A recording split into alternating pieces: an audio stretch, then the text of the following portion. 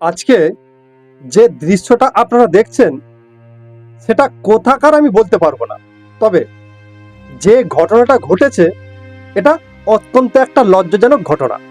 দেখুন, ভোটের মুখে এই ভিডিওটা দেখিয়ে আমি এটা প্রমাণ করতে আসিনি যে বিজেপিকে কেউ পছন্দ করে না, আর এটাও আপনারা কেউ ভাববেন না যে আমি এখানে অন্য কোনো দলকে ভুল প্রমাণ করতে এসেছি। শুধু আপনাদের সামনে কতকগুলো প্রশ্ন রাখতে চাই। আচ্ছা, কথার খাতিরে ধরে নেওয়া যাক যে আজকের যদি পশ্চিমবঙ্গে তৃণমূল সরকারের কোনো প্রতিনিধি কোনো দুর্নীতির সাথে যুক্ত থাকার পর এভাবে ভোট ভিক্ষা চাইতে এসছে আপনার বাড়িতে, তাহলে কি আপনারা পারবেন জুতোর মালা পরিয়ে বরণ করতে? তখন এক মুহূর্তের জন্য মনে পড়বে না তো যে আমাদের ঘরের মহিলারা লক্ষ্মীর ভান্ডার পাচ্ছে, যুব সাথী পাচ্ছে, বেকার ভাতা পাচ্ছে?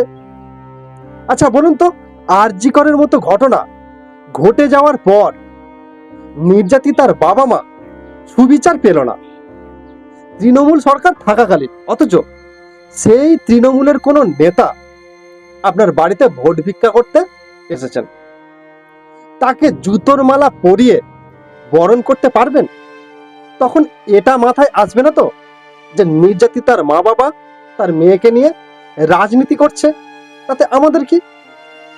যখন আপনার এলাকার কোনো দাদারা এই ধরুন কিছুদিন আগে আপনাকে শাসিয়ে যাচ্ছে যেন ভোটটা ঠিকঠাক জায়গায় পড়ে, তা না হলে দোকানপাট সবকিছু ভাঙচুর করে দেবে, যেটা সাধারণত গ্রাম বাংলার দিকে হয়ে থাকে, অথচ সেই দাদারা যে কোনো দলের প্রচারে বেরিয়ে ভোট ভিক্ষা চাইছে, তখন কি আপনারা তাদেরকে জুতোর মালা পরিয়ে বরণ করতে পারবেন?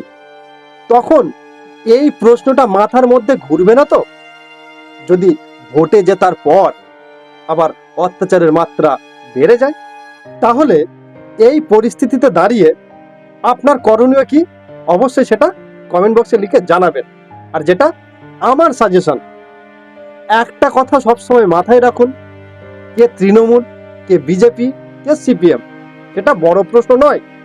প্রশ্নটা নিজে এবং নিজের পরিবারকে কিভাবে সুরক্ষিত রাখবেন সেটাই বড় প্রশ্ন। এখন এই যে ভিডিওটা দেখলেন যে বিজেপি প্রার্থীকে জুতোর মালা পরানো হলো, এখন এই বিজেপি সরকার যদি ক্ষমতায় আসে তাহলে এই ব্যক্তির পরিণতি কি হতে পারে কারোর কোনো কিন্তু ধারণা নেই। তাই বলবো, কারোর প্ররোচনায় যে কোনো দলের প্রতিনিধিদের উপর ক্ষোভ প্রকাশ করে এভাবে নিজেদের জীবনকে আগুনের মুখে ঠেলে দেবেন না। জবাবটা ব্যালট বক্সে দিন এবং নিজে এবং নিজের পরিবারকে সুরক্ষিত রাখুন।